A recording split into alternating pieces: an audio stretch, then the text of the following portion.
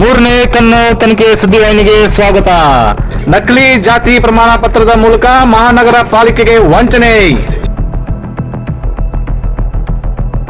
ಕೆಲಸವೂ ಸಿಕ್ಕಿತು, ಬಡ್ತಿ ಸಿಕ್ಕಿತು ಮತ್ತು ಚುನಾವಣೆ ಎಫ್ಸಿಸಿಯಲ್ಲಿಯೂ ಗೆದ್ದ.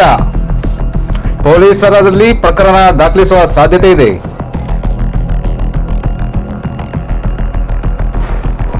ಪುರಸಭೆಯ ಜಿಬಿ ನಕಲಿ ಪ್ರಮಾಣ ಪತ್ರವನ್ನು ತೋರಿಸಿ ಕೆಲಸ ಪಡೆದುಕೊಂಡಿದ್ದಾನೆ. ಇದಲ್ಲದೆ ಅದೇ ಆಧಾರದ ಮೇಲೆ ಅವನಿಗೆ ಬಡ್ತಿ ಕೂಡ ನೀಡಲಾಗಿದೆ.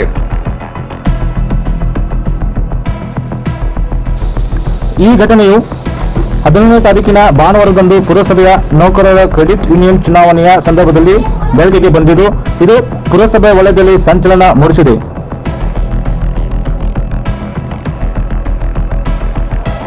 ಈ ಬಗ್ಗೆ ತನಿಖೆ ನಡೆಸಲಾಗುವುದು ಎಂಬ ಮಾಹಿತಿ ಲಭ್ಯವಿದ್ದು ಬಂದಿದೆ.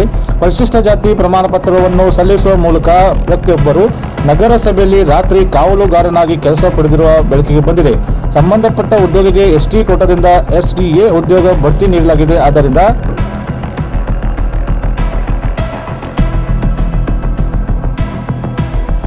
ಆ ಉದ್ಯೋಗಿ ಕಳೆದ ಕೆಲವು ವರ್ಷಗಳಿಂದ ಕಂದಾಯ ಇಲಾಖೆಯಲ್ಲಿ ಕೆಲಸ ಮಾಡುತ್ತಿದ್ದಾರೆ. ಅವರು ನಗರಸಭೆಯ ಸರ್ಕಾರಿ ನೌಕರರ ಸಾಲ ಸಂಘದ ಚುನಾವಣೆಯಲ್ಲಿ ಭಾಗವಹಿಸಿ ಒಬಿಸಿಯಿಂದ ತಮ್ಮ ಉಮೇದುವಾರಿಕೆಯನ್ನು ಪಡೆದಿದ್ದರು.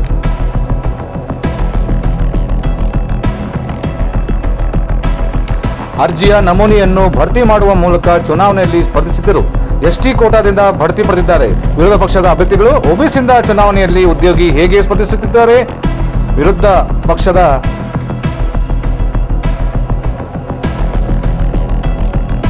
ಪ್ರಶ್ನೆ ಇದು.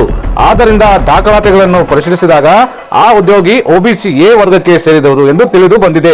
ಭಾನುವಾರ ನಡೆದ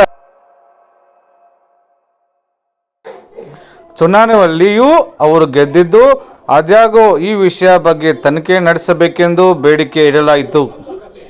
ಆದ್ದರಿಂದ ಪೌರಾಡಳಿತ ಇಲಾಖೆಯಿಂದ ತನಿಖೆ ಕೈಗೊಳ್ಳಲಾಗುವುದು ಎಂಬ ಮಾಹಿತಿ ಬಂದಿದೆ. ಎಸ್ಟಿ ಕೋಟಾದಿಂದ ಬಡ್ತಿ ಪಡೆದ ನಂತರ ಎಸ್ಡಿಎ ಹುದ್ದೆಗೆ ಇಲ್ಲಿವರೆಗೆ ಪಡೆದ ಸಂಬಳವು ಕಡಿಮೆಯಾಗುವ ಸಾಧ್ಯತೆ ಇದೆ.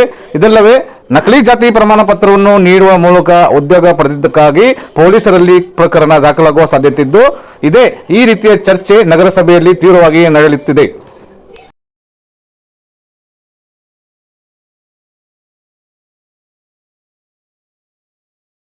ಇವರ ಪ್ರಮಾಣ ಪತ್ರಗಳನ್ನು ಪರಿಶೀಲಿಸಿ ಹುದ್ದೆಗೆ ಸೇರಿಸಬೇಕಾದರೆ ಸಲ್ಲಿಸಿದ ಪತ್ರಗಳನ್ನು ಪರಿಶೀಲಿಸಿ ಮತ್ತು ಇವರ ತಪ್ಪು ಕಂಡು ಬಂದಿದ್ದಲ್ಲಿ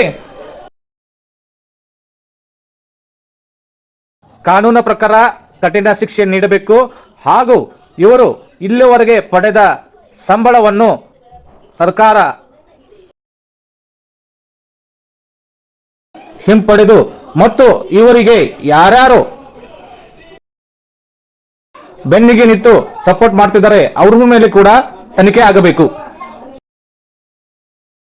ಈ ಸುದ್ದಿಯನ್ನು ಶೇರ್ ಮಾಡಿ ಹಾಗೂ ನಮ್ಮ ಚಾನೆಲ್ ಅನ್ನು ಸಬ್ಸ್ಕ್ರೈಬ್ ಮಾಡಿ. ಧನ್ಯವಾದಗಳು.